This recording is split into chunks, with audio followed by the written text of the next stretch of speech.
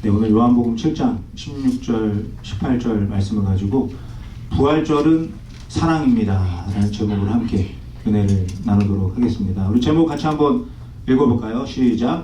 부활절은 사랑입니다. 네. 우리가 요한복음 7장 말씀을 보면요, 이 초막절에 대해서 기록을 하고 있습니다.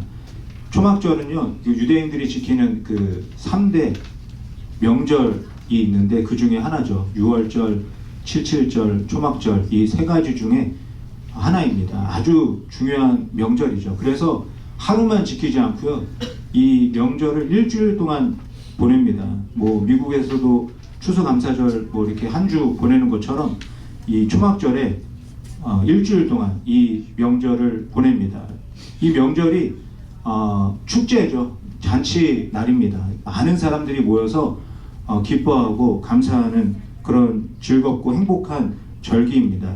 이런 명절에 예수님이 동생들을 만나셨습니다. 동생들은 예수님을 만나서 반갑기도 했지만 예수님이 너무 답답했습니다. 예수님이 크고 중요한 일을 하는 건 알겠는데 그렇게 크고 중요하고 뜻있는 일을 하려면 많은 사람들에게 자신을 드러내야 되지 않을까, 이런 이야기를 예수님한테 했죠. 그런데 그 이야기를 듣고 예수님이 다른 이야기를 합니다. 성경에서는 이 동생들이 예수님을 보고 답답해하는 이유를 다르게 기록하고 있는데 요한복음 7장 5절에서 말씀하고 있습니다. 우리 같이 한번 읽어볼게요. 그는 그 형제들까지도 예수를 잊지 아니함이로라. 네, 동생들이 무엇을 믿지 못한다고 말씀하고 있습니까? 예수님이 하나님의 아들이라는 것을 믿지 못한다, 이렇게 말씀하고 있죠. 하나님이 예수님과 지금 함께하고 계신다는 것을 동생들이 믿지 못한다는 것입니다. 함께 하시는 하나님이 믿어지지 않으니까 그 예수님을 바라보면서 너무나 답답한 그런 마음을 동생들이 가지고 있었습니다. 이 답답해하는 마음이요, 동생들만 가지고 있는 게 아니었죠. 그 예수님과 함께 한 동네에서 살았던 동네 사람들도 예수님을 보면서 너무 답답하게 생각을 했습니다. 예수님이 잘한 것을 보고 예수님이 동네에서 뛰어다니는 것을 봤기 때문에 예수님이 하나님이 보내신 분이라고 말하는 그 이야기를 듣고 야, 정말 이해가 안 되고 답답하게 생각을 한 것이죠. 요한복음 6장 42절에서 말씀하는데 우리 6장 42절 말씀 같이 읽어보겠습니다. 이르되 이는 요셉의 아들 예수가 아니냐, 그 부모를 우리가 아는데 자기가 지금 어찌하여 하늘에서 내려왔다 하느냐. 예수님이 하나님이 보내신 아들이라고 생각은 안 되고 요셉의 아들이다, 이렇게 생각을 하고 있었던 거죠. 그러니까 예수님이 하시는 말씀이 진리의 말씀이라고 생각되는 게 아니라 답답한 이야기를 하고 있다, 이렇게 생각이 든 겁니다. 또 초막절에 전국에 있는 많은 사람들이 다 예루살렘에 모여들게 되었는데 그 사람들도 예수님의 소문을 듣고 예수님에 대한 이야기를 합니다. 이런저런 이야기를 하는데 요한복음 7장 12절에서 기록을 하고 있습니다. 우리 같이 읽어보겠습니다. 예수에 대하여 무리 중에서 수군거림이 많아 어떤 사람은 좋은 사람이라 하며 어떤 사람은 아니라 무리를 미혹한다 하나. 예수님에 대해서 어떤 사람들은요, 예수님은 좋은 분이다, 선한 일을 하는 사람이다, 이런 이야기를 합니다. 그런데 또 다른 사람들은 예수님은 사람들을 미혹한다, 이 얘기가 무슨 말이겠습니까? 예수님은 사기꾼이다, 이런 이야기를 하는 사람들도 있었습니다. 예루살렘에 모인 사람들이 의견이 반으로 갈라지는 것처럼 그렇게 보입니다. 그런데 사실은 이 사람들은 다 똑같습니다. 다들 저렇게 이야기는 하지만 예수님을 믿지 않습니다. 미혹하는 사람이다, 사기꾼이다, 이렇게 말하는 사람뿐만이 아니라 선한 사람이다, 좋은 사람이다, 이렇게 말하는 사람들도 예수님을 믿지 않았습니다. 지금도 이런 사람들 많지 않습니까? 내가 교회는 다니지 않지만 예수님은 좋은 사람이라고 생각한다, 이렇게 말하는 사람 지금도 많이 볼 수가 있습니다. 하지만 그들은 예수님을 믿지 않습니다. 예수님이 하나님의 아들이라는 이 진리도 믿지 않습니다. 요한복음 7장 13절 말씀을 보면 알 수가 있습니다. 같이 읽어보겠습니다. 그러나 유대인들을 두려워함으로 드러나게 그에 대하여 말하는 자가 없더라. 유대 종교 지도자들이 너무 무서워서 드러내놓고 예수님에 대해서 말하지 못하는 이 모습을 보면 이 많은 사람들이 예수님을 믿지 않고 이런저런 이야기를 하고 있다 알 수가 있습니다. 예수님에 대한 소문은 들었지만 예수님은 믿지 않았습니다. 그리고 또 어떤 사람들은요, 예수님한테 저런 이야기를 하는 거 보니까 예수님은 귀신이 들렸다 이렇게 말하는 사람들도 있었습니다. 요한복음 7장 20절에서 말씀합니다. 같이 읽어볼게요. 무리가 대답하되 당신은 귀신이 들렸도다. 누가 당신을 죽이려 하나이까. 예수님이 하시는 말씀이 이해가 되지 않고 믿어지지 않으니까 귀신 들렸다 이런 이야기까지 하고 있는 것입니다. 하나님의 아들이신 예수님이 직접 진리의 말씀을 전해주는데도 그 진리의 말씀이 귀에 들어오지가 않았습니다. 축제와 잔치로 가득했던 그 초막절에 예수님의 주변에는 온통 불신으로 가득했습니다. 동생들은 믿어주지 않고 또 동네 사람들은 의심을 하고 예루살렘에 모인 사람들은 예수님에 대한 확신이 없고 심지어는 귀신이 들렸다 이런 이야기까지 하고 있습니다. 그리고 또 한 가지 힘들고 어려운 일이 있었습니다. 그게 무엇이냐면 유대 종교 지도자들이 예수님을 죽이려 한다는 것입니다. 왜 유대 종교 지도자들은 이렇게 예수님을 죽이려고 하는 것일까요? 크게 두 가지 이유가 있는데 첫째는요, 예수님이 율법을 어겼기 때문입니다. 예수님이 어떤 율법을 어겼을까요? 예수님이 제 10계명 중에 제 4계명에 있는 안식일을 거룩히 지키라는 그 계명을 어겼습니다. 예수님이 안식일에 베데스다 연못에 38년 동안 아파서 앉아있는 그 사람을 치료해 주셨습니다. 이 일을 시작으로 해서 유대 종교 지도자들은 예수님이 율법을 어겼다 이렇게 주장을 했습니다. 아무것도 하지 말고 거룩하게 보내야 하는 안식일에 일하는 예수님은 죄인이다. 죄인은 죽여야 한다. 이렇게 정했던 것입니다. 그리고 둘째는 예수님이 신성 모독을 했다. 이렇게 말을 하죠. 하나님을 아버지라고 부르고 내가 하나님의 아들이다. 이렇게 말하는 것을 보고 유대 종교 지도자들은 저것은 신성 모독이다. 이렇게 주장을 했습니다. 눈 앞에 있는 사람이 내가 하나님의 아들이다. 이렇게 말을 하고 있으니까 이게 정말 이해하기 어려웠고 또 유대 종교 지도자들은 저것은 정말 신성 모독이다 이렇게 말할 수밖에 없었습니다. 그리고 10계명 중에 3계명에 보면 내 이름을 망령되이 부르지 말아라 이런 계명이 있죠. 예수님이 이 계명을 어겼다고 말하는 것입니다. 종교 지도자들은 모세오경을 읽을 때 여호와, 야훼 뭐 이런 단어가 나오면요 그 단어를 읽지를 않았습니다.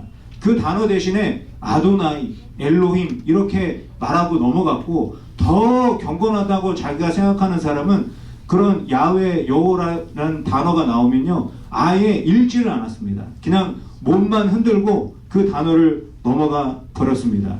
이 정도로 유대 종교 지도자들은 하나님의 이름을 함부로 부르지 않기 위해서 율법을 아주 철저하게 지키는 사람들이었습니다. 그러니 예수님을 보았을 때 율법을 밥 먹듯이 범하는 죄인으로 보일 수밖에 없었던 것입니다.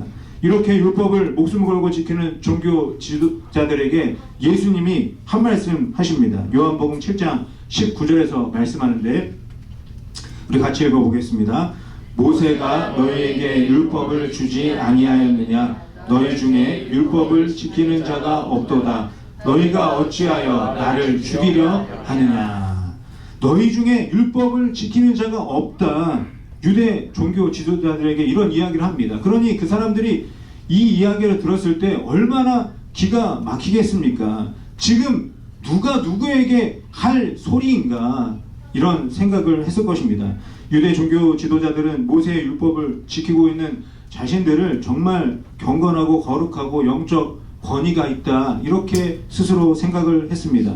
그 권한으로 사람들을 평가하고 판단하고 정죄했습니다. 그러니 예수님이 하시는 일들을 평가하고 판단하는 것도 당연한 일이라고 이렇게 생각을 했던 것이죠. 예수님이 하나님을 사랑해서 이 땅에 오셨는지, 예수님이 이웃을 사랑해서 치료하고 회복시켜 주시는지 이런 것은 전혀 생각하지 않았습니다.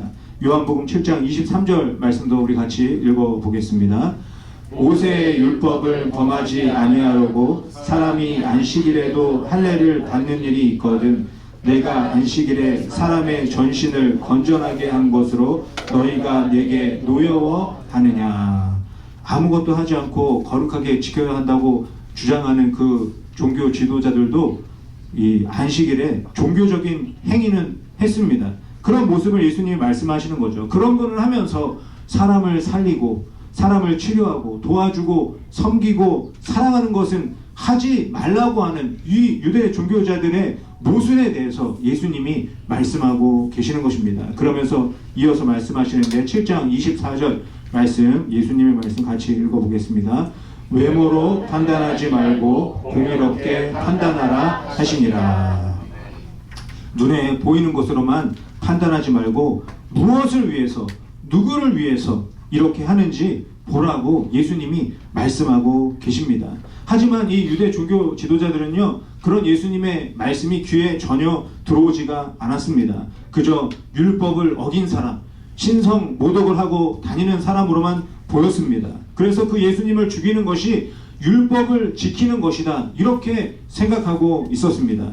이런 분위기라면 예수님이 예루살렘에 가야 하겠습니까? 가지 말아야 하겠습니까? 당연히 가지 말아야 합니다. 뭐하러 갑니까? 누구 하나 반겨주는 사람 하나 없는 곳에 뭐하러 가겠습니까? 잘못하다가는 축제와 같은 명절날에 제삿날이 되는 그런 일이 생길 수도 있는데 못하러 가겠습니까? 저 같으면 가지 않았을 것 같습니다. 그런데 오늘 성경은 뭐라고 말씀하고 계십니까? 요한복음 7장 10절에서 말씀하고 있는데 우리 7장 10절 말씀 같이 읽어보겠습니다. 그 형제들이 명절에 올라간 후에 자기도 올라가시되 나타내지 않고 은밀히 가시니라. 예수님은 이 좋지 않은 분위기에도 명절에 예루살렘에 올라가셨다, 이렇게 말씀하고 있습니다. 나타내지 않고 은밀하게 가셨습니다. 누구에게 나타내지 않고 은밀하게 가셨습니까? 동생들에게, 사람들에게, 유대 종교 지도자들에게 나타내지 않고 은밀하게 올라가셨습니다. 하지만 모든 사람에게는 은밀했지만 한 분은 알고 계셨습니다. 그 한 분이 누구시냐면 바로 하나님이십니다. 하나님 앞에서 나타내지 않고 은밀하게 갈 수 있는 사람은 아무도 없습니다. 하나님 앞에서 숨기고 가릴 수 있는 것은 아무것도 없습니다. 하나님 앞에서 은밀한 말이나 행동도 있을 수가 없습니다. 그렇기 때문에 저 10절의 말씀은요, 이런 뜻이죠. 하나님의 뜻을 따라, 하나님의 인도하심을 따라 예루살렘에 가셨다, 이런 말씀을 하고 있는 것입니다. 아무도 반겨주지 않고 의심하고 믿지 않는 그곳에 가셨습니다. 뿐만 아니라 귀신 들렸다고 하고 심지어는 죽이려고 하는 그곳에 가셨습니다. 그 상황과 환경을 보고 분위기를 보고 갈지 말지 이런 것을 선택하시지 않으셨습니다. 예수님은 누구를 위해서, 무엇을 위해서, 분위기도 좋지 않고 상황도 마음에 들지 않는 이 예루살렘에 가셨을까요? 요한복음 7장 16절에서 말씀하십니다. 우리 같이 16절 말씀 읽어보겠습니다. 예수께서 대답하여 이르시되 내 교훈은 내 것이 아니요 나를 보내신 이의 것이니라. 예수님이 뭐라고 말씀하십니까? 나를 보내신 분을 위해서 이렇게 하는 것이다 말씀하고 계십니다. 예수님을 보내신 분이 누구이십니까? 살아계신 하나님이십니다. 하나님이 세상을 이처럼 사랑하셔서 예수님을 보내주셨습니다. 죽을 수도 있는 상황이었지만 예수님은 그런 것을 상관하지 않으셨습니다. 나를 보내신 하나님의 사랑을 나타내기 위해서 그곳에 가셨습니다. 그리고 17절에서 이어서 말씀하십니다. 뭐라고 말씀하시는지 같이 읽어보겠습니다. 사람이 하나님의 뜻을 행하려 하면 이 교훈이 하나님께로부터 왔는지 내가 스스로 말하지 알리라. 평상시에 하나님의 뜻대로 살고 있는 사람이라면 지금 예수님이 하시는 말씀을 듣고 진리를 깨닫고 무슨 의미인지 알 수가 있다, 이런 이야기를 하고 계십니다. 하지만 정말 안타까운 것은 이 말씀을 듣고 있는 그 자리에는 그런 사람이 아무도 없었습니다. 동생들도, 명절이라고 모인 사람들도, 심지어는 율법 박사들인 종교 지도자들도 다 해당되지 못했습니다. 오히려 예수님을 죄인으로 정죄하고 십자가에 못 박아 죽이는 그 일에 앞장을 서게 됩니다. 왜 그렇겠습니까? 하나님의 말씀을 절기 때나 제사 때에만 적용했기 때문입니다. 다른 사람을 판단하는 데만 말씀을 적용했기 때문입니다. 그렇게 살았기 때문에 예수님의 말씀을 듣고 진리를 깨닫지 못하는 것입니다. 예수님이 7장 18절에서 다시 한번 강조해서 말씀하십니다. 우리 같이 읽어보겠습니다. 스스로 말하는 자는 자기 영광만 구하되 보내신 이의 영광을 구하는 자는 참되니 그 속에 불의가 없느니라. 예수님이 하시는 이 모든 일들의 이유를 말씀하고 계십니다. 이유는 딱 한 가지입니다. 하나님의 영광을 위해서입니다. 하나님의 사랑만 드러내기 위해서입니다. 오직 하나님 그 한 분만이 예수님의 이유이십니다. 나를 보내신 하나님, 세상을 이처럼 사랑하시는 하나님, 그 하나님의 사랑만 드러내시기 위해서 이 모든 것들을 예수님이 감당하셨습니다. 사랑하는 성도 여러분, 구약에서 모든 그 정한 절기, 또 구약에서 전해지는 모든 율법은 누구를 드러내기 위해서 있는 것들이겠습니까? 모든 절기와 모든 율법은 다 하나님을 드러내기 위한 것입니다.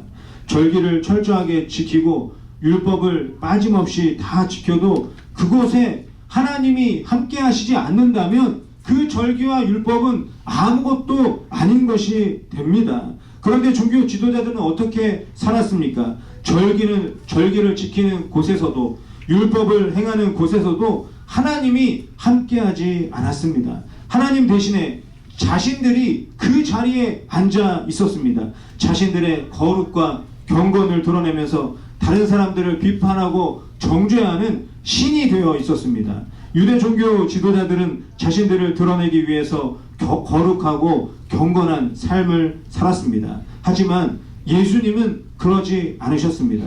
여러 가지 좋지 않은 상황 속에도 그 명절에 예루살렘에 올라가신 이유는 나 자신을 드러내기 위해서 그렇게 하신 것이 아닙니다. 오직 하나님의 사랑을 드러내고 전하기 위해서 그렇게 하셨습니다. 안식일에 일을 하셔서 상황을 복잡하게 만드신 것도, 또 율법을 어겨서 혼란하게 하시는 것도 예수님 자신을 드러내기 위한 것이 아닙니다. 안식일의 주인이신 하나님을 드러내기 위해서 그렇게 하신 것입니다. 율법의 완성이신 하나님의 사랑을 전하기 위해서 그렇게 하신 것입니다. 예수님이 하시는 모든 일의 초점은 살아계신 하나님이시고 하나님의 사랑이었습니다. 하나님의 사랑이 아니라면 이런 일을 할 이유가 없었습니다. 어느 누가 아무도 알아주지 않는데 이런 일을 하려고 하겠습니까? 마찬가지입니다. 예수님이 왜 십자가를 짊어지고 골고다 언덕을 올라가셨겠습니까? 왜 십자가에서 죽으시고 무덤까지 내려가셨다가 다시 살아나셨겠습니까? 예수님이 주목받으려고 그런 일을 한 것이 아닙니다. 예수님은 이 모든 것을 통해서 오직 하나님의 사랑만 나타나기를 원하셨습니다. 하나님의 사랑을 보여주고 전하기 위해서 십자가에서 피 흘려 죽으시고 죽음까지 경험하는 이 일을 감당하신 것입니다. 로마서 8장 35절과 39절 말씀을 우리 같이 읽어보겠습니다. 누가 우리를 그리스도의 사랑에서 끊으리요? 환난이나 공고나 박해나 기근이나 적신이나 위험이나 칼이랴. 높음이나 깊음이나 다른 어떤 피조물이라도 우리를 우리 주 그리스도 예수 안에 있는 하나님의 사랑에서 끊을 수 없으리라. 아멘. 예수님은 자신의 삶을 통해서요, 오직 하나님의 사랑만 나타나길 원했습니다. 왜 이렇게 하셨겠습니까? 예수님을 향한 하나님의 사랑이 바다보다 넓고 깊었기 때문입니다. 하늘보다 높고 컸기 때문입니다. 그 사랑 때문에 예수님이 이 모든 것을 감당하셨습니다. 사랑하는 성도 여러분, 하나님을 믿는 성도는 무엇으로 가득해야 하겠습니까? 이 교회는 무엇으로 가득해야 하겠습니까? 우리는 왜 매 주일마다 모입니까? 왜 귀한 시간을 드리고 물질을 드리는 것입니까? 이 모든 것의 이유는 단 한 가지입니다. 하나님의 사랑 때문입니다. 예수님의 사랑 때문입니다. 사랑하는 성도 여러분, 오늘은 부활절입니다. 처참하게 십자가에서 죽으시는 순간에도 하나님의 사랑만 나타내신 예수님, 죽음에서 다시 살아나는 놀라운 사건에도 하나님의 사랑만 나타내신 예수님, 예수님처럼 하나님의 사랑만 나타내는 부활절이 되어야 할 줄 믿습니다. 부활절은 하나님의 사랑을 나타내는 절기라는 것을 기억하시기 바랍니다. 우리 옆에 분하고 인사할까요? 부활절은 사랑입니다. 부활절은 사랑입니다. 다시 한번 인사하겠습니다. 부활절은 사랑입니다. 이 땅에 오셔서 죽으시고 부활하신 예수님처럼 저와 여러분도 하나님의 사랑만 나타내며 살아야 할 줄 믿습니다. 부활절을 통해서 하나님의 사랑만 나타내며 살기 위해서는 어떻게 해야 하겠습니까? 요한복음 13장 35절에서 말씀하고 있습니다. 같이 읽어보겠습니다. 너희가 서로 사랑하면 이로써 모든 사람이 너희가 내 제자인 줄 알리라. 예수님은 우리에게 다른 것을 말씀하지 않으십니다. 사랑하며 살라고 말씀하십니다.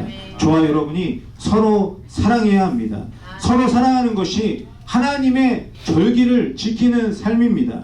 서로 사랑하는 것이 하나님의 율법을 따르는 삶입니다. 서로 사랑하는 것이 예배이고 서로 사랑하는 것이 기도입니다. 서로 사랑하는 것이 저와 여러분의 사명입니다. 이 사실을 기억하고 사랑의 하나님과 함께 서로를 사랑하며 살아가시기를 바랍니다. 서로 사랑하는 부활절이 되시기를 바랍니다. 그래서 함께 살아나고 함께 회복되는 부활절, 하나님을 향한 사랑과 이웃을 향한 사랑으로 가득한 부활절을 보내는 저와 여러분이 되시기를 예수님의 이름으로 간절히 축원드립니다.